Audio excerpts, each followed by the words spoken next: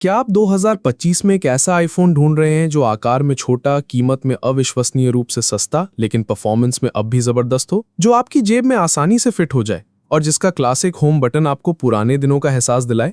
अगर आपका बजट बहुत सीमित है, लगभग 8,500 से 13,000 रुपए, तो सेकेंड हैंड आईफोन एसई 2020 या 2022 आपके लिए सबसे अच्छा बजट किंग हो सकता है। या फिर इसके पुराने डिजाइन, छोटे डिस्प्ले और कुख्यात बैटरी के कारण आप बड़ी मुसीबत में पड़ जाएंगे? मैं इन सभी सवालों का जवाब तो दूंगा ही। इसके साथ ही एक लंबे समय के उपयोगकर्ता के अनुभव से मैं आपको आईफोन एसई 2020 या 2022 की परफॉर्मेंस, कैमरा, गेमिंग अनुभव और 2025 के मौजूदा बाजार मूल्य के आधार पर इसकी वास्तविक तस्वीर कैसी है, ये बताऊंगा। साथ ही कुछ और महत्वपूर्ण विषयों पर भी चर्चा करूंगा, जिन्हें जानना आपके लिए बहुत जरूरी है। इसके साथ ही कोई भी सेकेंड हैंड फोन खरीदने के लिए कुछ खास टिप्स भी हैं, और अगर आप अंत तक देखते हैं तो एक आईफोन 12 मिनी गिवअवे जीतने का शानदार मौका भी है। तो हेलो यूट्यूब ब्रदर्स, कैसे हैं आप सब? उम्मीद है सब अच्छे होंगे। आज के जमाने में ऐसा फोन ढूंढना लगभग नामुमकिन है जो कीमत में सस्ता हो, एक हाथ से आराम से चलाया जा सके, लेकिन परफॉर्मेंस में भी कोई समझौता ना करता हो। स्मार्टफोन की इस बड़ी स्क्रीन की भीड़ में क्या आप भी एक सच्ची कॉम्पैक्ट और पावरफुल बजट फोन ढूंढते ढूंढते थक गए हैं? तो अगर आप एक परफेक्ट बजट फ्रेंडली डिवाइस की तलाश में हैं, तो आज का वीडियो आपके लिए ही है, क्योंकि आज हम एप्पल के एक जमाने के बजट किंग आईफोन एसई 2020 और 2022 का पूरा पोस्टमार्टम करेंगे। लेकिन सवाल यह है कि 2025 में लगभग 5 साल पुराने इन दोनों फोनों को सेकेंड हैंड मार्केट से खरीदना आपके लिए एक समझदारी भरा निवेश होगा या पैसों की बर्बादी? आज की इस वीडियो में हम इन्हीं सभी सवालों का जवाब 9 विस्तृत पॉइंट्स में देंगे और एक बहुत ही विस्तृत और रियल लाइफ पोस्टमार्टम करेंगे। हम चीर फाड़ कर देखेंगे क्या 5 साल बाद भी इसका A13 बायोनिक चिप जो आईफोन 11 प्रो मैक्स में भी था और A15 बायोनिक चिप जो आईफोन 13 प्रो मैक्स में भी था, आधुनिक गेम्स और हेवी ऐप्स को आसानी से चला सकता है? क्या इसका सिंगल कैमरा 2025 के नए बजट फोनों को टक्कर दे सकता है? और सबसे बड़ा और विवादित मुद्दा, इसकी कुख्यात बैटरी लाइफ। एक लंबे समय से उपयोगकर्ता के रूप में इसकी असली तस्वीर क्या है? आपको दिन में कितनी बार चार्ज करना पड़ेगा? और हाँ, 2025 में एक परफेक्ट कंडीशन यूनिट के लिए आपको ठीक कितने रुपए खर्च करने चाहिए और खरीदते समय किन गुप्त बातों का ध्यान ना रखने पर आप भी ठगे जा सकते हैं। इसलिए अगर आप एक भरोसेमंद सेकेंडरी फोन या कम बजट में एक प्रीमियम आईफोन का अनुभव चाहते हैं, तो आज का ये रियल लाइफ रिव्यू और सलाह आपके हजारों रुपए बचा सकती है। और हाँ, वीडियो के अंत में आपके लिए एक विशेष गिव अवे की घोषणा है। आपके समर्थन से हमारा चैनल मोनेटाइजेशन के मील के पत्थर के बहुत करीब है, और जैसे ही ये पूरा होगा, आप में से एक भाग्यशाली सब्सक्राइबर एक आईफोन जीतेगा। यानी आपके लिए एक आईफोन 12 मिनी गिव अवे है। तो अभी चैनल को सब्सक्राइब करके हमारे परिवार का हिस्सा बने, और चलिए एक पल भी देर ना करते हुए आज का ये दिलचस्प और जानकारीपूर्ण वीडियो शुरू करते हैं। पॉइंट नंबर 1, सबसे पहले बात करते हैं कि आईफोन एसई 2020 या 2022 असल में किन लोगों के लिए है। देखिए, ये जमाना अब बड़े बेजललेस फोन्स का है, लेकिन अब भी ऐसे कई लोग हैं जो टच आईडी और क्लासिक होम बटन की विश्वसनीयता को पसंद करते हैं। उन्हीं के लिए एप्पल ने आईफोन एसई बनाया था। जो लोग एक बहुत शक्तिशाली प्रोसेसर, शानदार कैमरा, प्रीमियम बिल्ड क्वालिटी और सबसे महत्वपूर्ण, बहुत कम बजट में आईफोन का अनुभव चाहते हैं, उनके लिए आईफोन एसई 2020 या 2022 2025 में भी एक बेहतरीन विकल्प है। खासकर उन लोगों के लिए ये बहुत अच्छा है जो पहली बार आईफोन खरीद रहे हैं या इसे एक सेकेंडरी फोन के रूप में इस्तेमाल करना चाहते हैं, या फिर हल्के फुल्के इस्तेमाल के लिए एक पावरफुल डिवाइस चाहते हैं। लेकिन ध्यान रखें, 2020 में बाजार में आया ये फोन शायद अब बस 1 या 2 और iOS अपडेट ही पाएगा। संभवतः iOS 26 इसका आखिरी अपडेट हो सकता है। इसलिए जो लोग इसे 3-4 साल इस्तेमाल करने की सोच रहे हैं, उनके लिए सबसे अच्छी डील नहीं हो सकती है। अगला पॉइंट नंबर 2, डिजाइन और डिस्प्ले। आईफोन एसई 2020 का डिजाइन आईफोन 8 की कार्बन कॉपी है। जिन लोगों ने आईफोन 6, 7 या 8 इस्तेमाल किया है, उनके लिए इसका डिजाइन और हाथ में पकड़ने का एहसास बहुत जाना पहचाना होगा। इसका एल्यूमिनियम फ्रेम और दोनों तरफ का ग्लास इसे एक प्रीमियम फील देता है। इसका सबसे बड़ा आकर्षण इसका कॉम्पैक्ट साइज और टच आईडी है। आज के फेस आईडी के ज़माने में भी मास्क पहने हुए या फ़ोन को टेबल पर रखे हुए अनलॉक करने के लिए टच आईडी अब भी कई लोगों के लिए ज़्यादा सुविधाजनक है। इसका वज़न सिर्फ 148 ग्राम है, जो इसे अविश्वसनीय रूप से हल्का और पॉकेट फ्रेंडली बनाता है। लेकिन इसका डिज़ाइन थोड़ा पुराने ज़माने का है। फ़ोन के ऊपर और नीचे काफ़ी बड़े वेजल्स हैं, जो आधुनिक ऑल स्क्रीन फ़ोन्स के सामने थोड़ा अजीब लग सकता है। छोटे आकार के बावजूद इसमें 4.7 इंच का रेटिना HD डिस्प्ले है। ये एक LCD पैनल है, OLED नहीं, इसलिए आपको शायद 12 सीरीज़ की तरह एकदम असली काला रंग ना मिले, लेकिन ये एप्पल के सबसे बेहतरीन LCD पैनल्स में से एक है। इसके कलर्स बहुत सटीक होते हैं और टेक्स्ट बहुत शार्प दिखते हैं। भले ही ये 60 हर्ट्ज रिफ्रेश रेट वाला पैनल है, लेकिन एप्पल के A13 बायोनिक चिप और iOS के शानदार ऑप्टिमाइजेशन के कारण रोज़मर्रा के इस्तेमाल में ये बेहद स्मूथ और फ्लूइड महसूस होता है।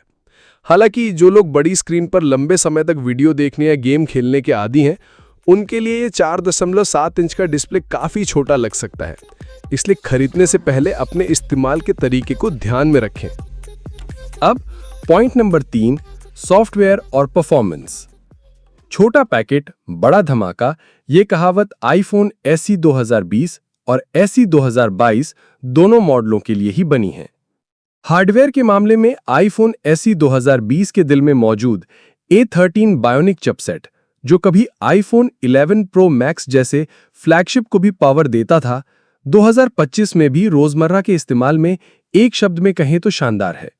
वहीं आईफोन SE 2022 मॉडल में इस्तेमाल किया गया A15 बायोनिक चिप, जो कभी आईफोन 13 प्रो मैक्स जैसे फ्लैगशिप को भी पावर देता था, इसे और भी ज्यादा शक्तिशाली और भविष्य के लिए तैयार बनाता है। 3 GB रैम के साथ ये चिपसेट रोजमर्रा के सभी काम जैसे सोशल मीडिया ब्राउजिंग, गेमिंग, यहाँ तक कि 4K वीडियो एडिटिंग और मल्टीटास्किंग को भी अविश्वसनीय स्मूथनेस के साथ संभाल सकते हैं।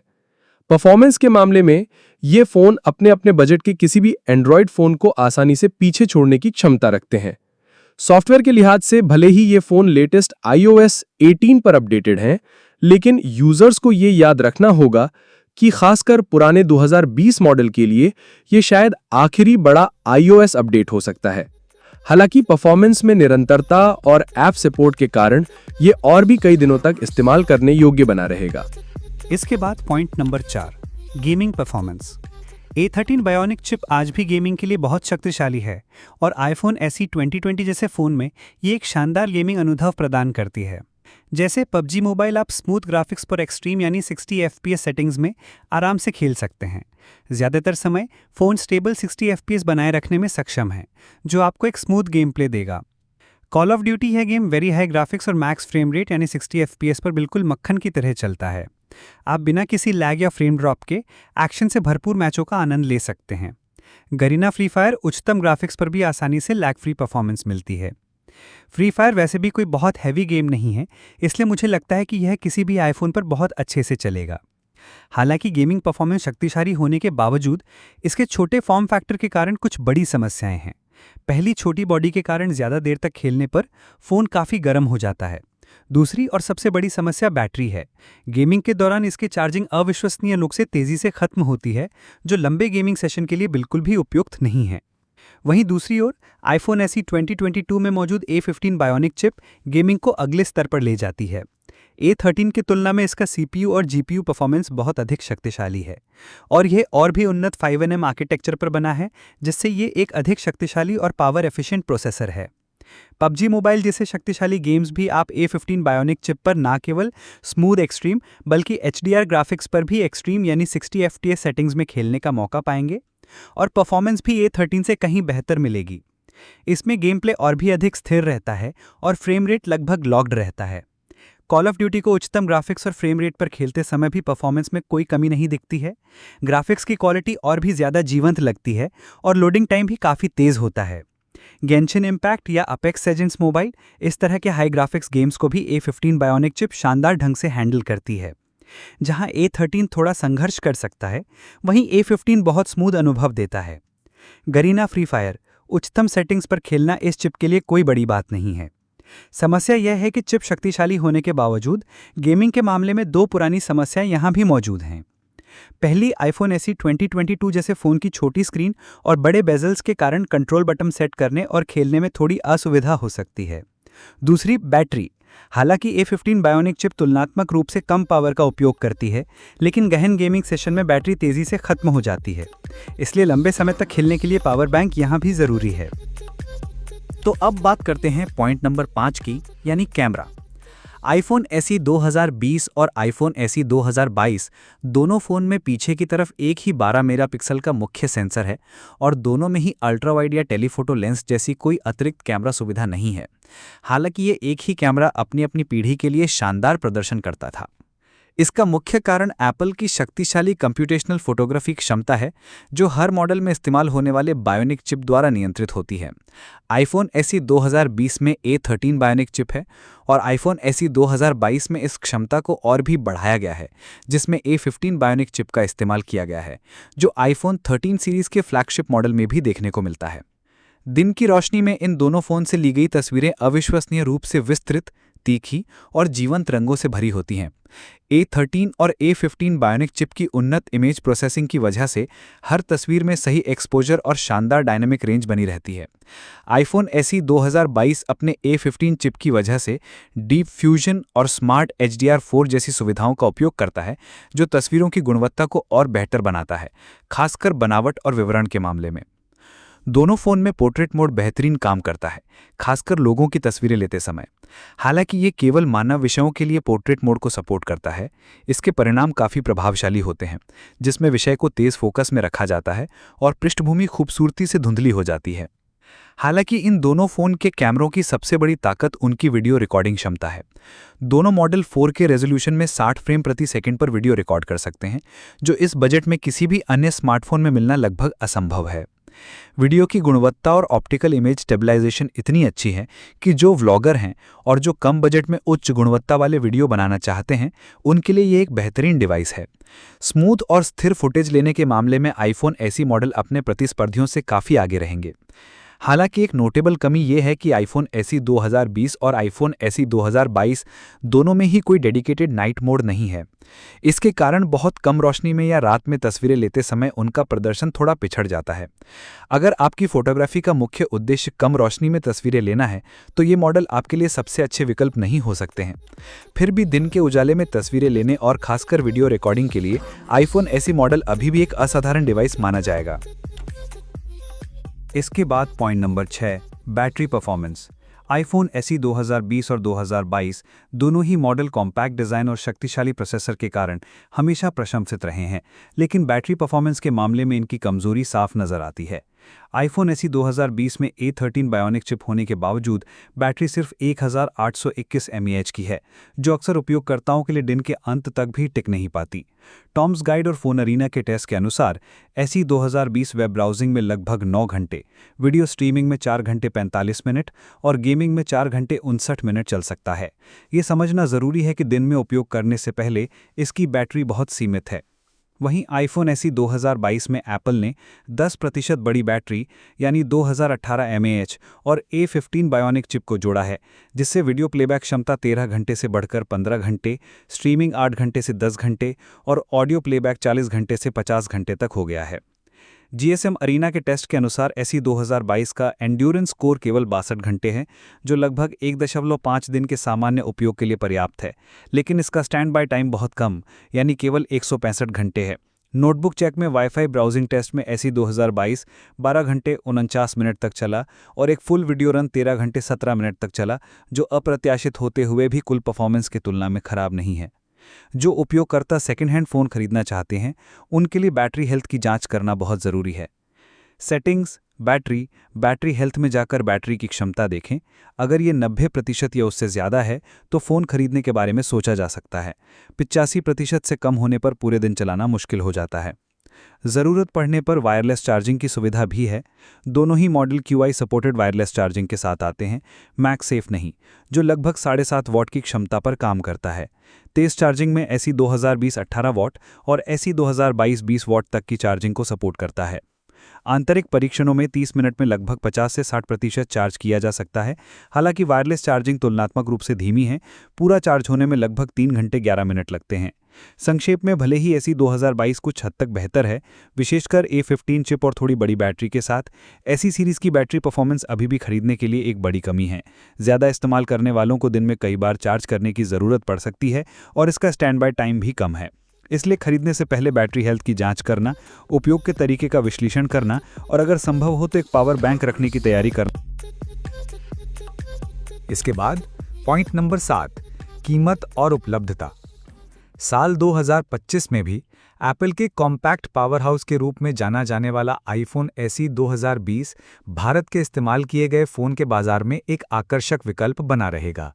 इसका एक मुख्य कारण है A13 बायोनिक चिपसेट, जो इस फ़ोन को रोज़मर्रा के कामों और गेमिंग के लिए अभी भी काफ़ी शक्तिशाली बनाता है। हालांकि इस्तेमाल किया हुआ आईफोन SE खरीदने से पहले उसकी कंडीशन, बैटरी हेल्थ और स्टोरेज कैपेसिटी के आधार पर कीमतों में होने वाले अंतर के बारे में स्पष्ट जानकारी होना जरूरी है। आइए साल 2025 के जुलाई से सितंबर महीनों के लिए अनुमानित बाजार मूल्य और उपलब्धता के बारे में विस्तार से जानते हैं। इस्तेमाल किए गए आईफोन SE 2020 की कीमत मुख्य रूप से 3 चीज़ों पर निर्भर करती है। फ़ोन की कंडीशन, फ़ोन कितना नया दिखता है या कितना इस्तेमाल हुआ है, इस पर कीमत बहुत हद तक निर्भर करती है। बिना किसी स्क्रैच, दाग और बिना किसी सर्विसिंग वाले फ़ोन को फ्रेश कंडीशन या लाइक न्यू कहा जाता है, जिसकी कीमत ज़्यादा होती है। वहीं हल्के फुल्के दाग या इस्तेमाल के निशान वाले फ़ोन की कीमत थोड़ी कम होती है। बैटरी हेल्थ की बात करें तो आईफोन के लिए यह बहुत ज़रूरी है। अगर किसी फ़ोन की बैटरी हेल्थ 90% से ऊपर है तो उसे बेहतरीन माना जाता है और उसकी कीमत ज़्यादा होती है। अगर बैटरी हेल्थ 80 to 85% के बीच है तो कीमत थोड़ी कम होगी। 80% से नीचे की बैटरी हेल्थ होने पर भविष्य में बैटरी बदलवानी पड़ सकती है, जो एक अतिरिक्त खर्च है। इसलिए खरीदते समय विक्रेता से बैटरी हेल्थ के बारे में साफ-साफ जानकारी ज़रूर लें। Storage capacity. IPhone SE 2020 64 GB और 128 GB स्टोरेज वेरिएंट में ज़्यादा पॉपुलर है। स्टोरेज जितनी ज़्यादा होगी, कीमत उतनी ही बढ़ेगी। कुछ पैसे ज़्यादा खर्च करके 128 GB या उससे ऊपर का वेरिएंट लेना समझदारी होगी। मैं गलती से भी 64 GB वेरिएंट लेने से मना करूंगा। इसके अलावा आप कहां से फ़ोन खरीद रहे हैं, इस पर भी कीमत और फ़ोन की विश्वसनीयता काफ़ी हद तक निर्भर करती है। ऑनलाइन मार्केटप्लेसेस जैसे OLX, क्विकर या फेसबुक मार्केटप्लेस, इन प्लेटफॉर्म्स पर आपको निजी विक्रेताओं और छोटे दुकानदारों से सीधे फ़ोन खरीदने का मौका मिलता है। यहाँ कीमत तुलनात्मक रूप से कम होती है, लेकिन जोखिम भी थोड़ा ज़्यादा होता है। इसलिए ऑनलाइन मार्केटप्लेस से खरीदने से पहले सतर्क रहना ज़रूरी है। अगर आपको आईफोन के बारे में ज़्यादा जानकारी नहीं है तो मैं ऑनलाइन मार्केटप्लेस से खरीदारी करने से बचने की सलाह दूंगा। OLX, क्विकर जैसे मार्केटप्लेस पर 64 GB वेरिएंट की कीमत लगभग 10,000 से 16,000 रुपये तक हो सकती है। विशेष ध्यान दें, अगर फ़ोन की कंडीशन ठीक ठाक है और बैटरी हेल्थ 85% के आसपास है तो कीमत 12 से 13,000 रुपये के करीब हो सकती है। हालांकि बहुत ज़्यादा इस्तेमाल किए गए या दाग वाले फ़ोन आपको 11 से 12,000 रुपये के आसपास भी मिल सकते हैं। पूरी तरह से फ्रेश कंडीशन वाले फ़ोन के लिए विक्रेता 14 से 17,000 रुपये तक मांग सकते हैं। लेकिन फिलहाल 13,000 रुपये से ज़्यादा में ये फ़ोन खरीदना बिल्कुल भी अच्छा नहीं होगा। 128 GB वेरिएंट की कीमत लगभग 13,000 से 19,000 रुपये तक हो सकती है। हालांकि अच्छी कंडीशन वाले 128 GB वेरिएंट के लिए आपको कम से कम 16 से 18,000 रुपये का बजट रखना होगा। बहुत अच्छी कंडीशन और 90% से ज़्यादा बैटरी हेल्थ वाले फ़ोन की कीमत 20,000 रुपये तक हो सकती है। ऑनलाइन से खरीदते समय विक्रेता से सीधे मिलें और फ़ोन को अच्छी तरह से जांचने के बाद ही खरीदें। फ़ोन के IMEI नंबर, कैमरा, बटन और अन्य फंक्शंस को वेरीफाई किए बिना एडवांस पेमेंट करने से बचें। भरोसेमंद दुकानें या प्लेटफॉर्म जैसे कैशिफाई, कंट्रोल Z या Amazon रिफर्बिश्ड। जो लोग बिना किसी जोखिम के एक विश्वसनीय और वेरीफाइड किया हुआ फ़ोन खरीदना चाहते हैं, उनके लिए ये दुकानें सबसे अच्छा विकल्प हो सकती हैं। कीमत ऑनलाइन मार्केटप्लेस के तुलना में यहाँ कीमत आमतौर पर 2,000 से 4,000 रुपये ज़्यादा हो सकती है। हालांकि इन दुकानों से खरीदने के कुछ फ़ायदे हैं। वेरीफाइड प्रोडक्ट्स, यहाँ हर फ़ोन को प्रोफेशनल्स द्वारा चेक किया जाता है, इसलिए खराब या डिफेक्टिव फ़ोन मिलने की संभावना लगभग ना के बराबर होती है। सीमित वारंटी, ये दुकानें आमतौर पर 7 दिन की रिप्लेसमेंट सुविधा और 1 से 6 महीने की सर्विस वारंटी देती हैं, जो आपको मानसिक शांति देगी। विश्वसनीयता, आप एक स्थापित प्लेटफॉर्म से खरीद रहे हैं, इसलिए किसी भी समस्या की स्थिति में उनसे संपर्क करने का मौका होता है। मेरी व्यक्तिगत सलाह यही है कि अगर बजट में संभव हो तो 128 GB वेरिएंट लेने की कोशिश ज़रूर करें। इसका कारण ये है कि साल 2025 में ऐप के आकार, हाई क्वालिटी फ़ोटो और वीडियो और iOS के लगातार अपडेट के कारण 64 GB स्टोरेज बहुत जल्दी भर जाती है। आपको लगातार गैर ज़रूरी फाइल्स को डिलीट करके फ़ोन की स्पेस खाली करने की परेशानी झेलनी पड़ेगी, जो आपके यूज़र एक्सपीरियंस को खराब करेगी। शुरुआत में कुछ हज़ार रुपये ज़्यादा खर्च करके 128 GB वेरिएंट खरीदने से आप लंबे समय तक बिना किसी चिंता के फ़ोन का इस्तेमाल कर पाएंगे। इसके अलावा iPhone SE 2022 की कीमत iPhone SE 2020 से 6 से 8 हज़ार रुपये ज़्यादा होगी। इससे ज़्यादा देकर अपग्रेड करना ज़्यादा फायदेमंद नहीं होगा। इसके बाद point number 8, second hand iPhone खरीदने के लिए खास टिप्स। सेकेंड हैंड या इस्तेमाल किया हुआ iPhone SE 2020 या 2022 खरीदना यकीनन एक किफ़ायती फैसला हो सकता है, लेकिन कुछ ज़रूरी बातों की सावधानीपूर्वक जांच ना करने पर आप नुकसान उठा सकते हैं। फ़ोन खरीदने से पहले कुछ बातों को अच्छी तरह से जांच लेना ज़रूरी है। नीचे कुछ ज़रूरी टिप्स दिए गए हैं जो आपको एक अच्छा फ़ोन चुनने में मदद करेंगे। सबसे पहले बैटरी हेल्थ और चार्जिंग की जाँच करें। आईफोन के सबसे ज़रूरी पहलुओं में से एक उसकी बैटरी है। अगर फ़ोन की बैटरी हेल्थ 85% या उससे ज़्यादा है तो उससे अच्छी परफॉर्मेंस की उम्मीद की जा सकती है। अगर बैटरी हेल्थ 85% से कम है तो आपको जल्द ही बैटरी बदलनी पड़ सकती है, जो एक अतिरिक्त खर्च है। इसीलिए कम बैटरी हेल्थ वाला फ़ोन खरीदने से पहले विक्रेता से कीमत पर मोलभाव करें या उस फ़ोन को खरीदने से बचें। साथ ही ये जांचने के लिए कि फ़ोन सही ढंग से चार्ज हो रहा है या नहीं, अपने साथ एक पावर बैंक या चार्जर ज़रूर ले जाएं। चार्जिंग पोर्ट में किसी भी तरह की गंदगी या खराबी तो नहीं है, ये भी देख लें।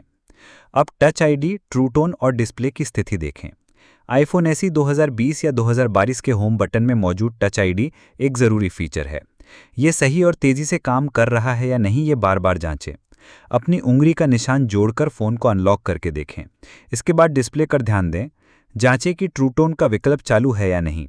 अगर आईफोन की डिस्प्ले कभी बदली गई है, खासकर अगर वह एप्पल की असली डिस्प्ले नहीं है, तो ट्रू टोन फीचर काम नहीं करता है।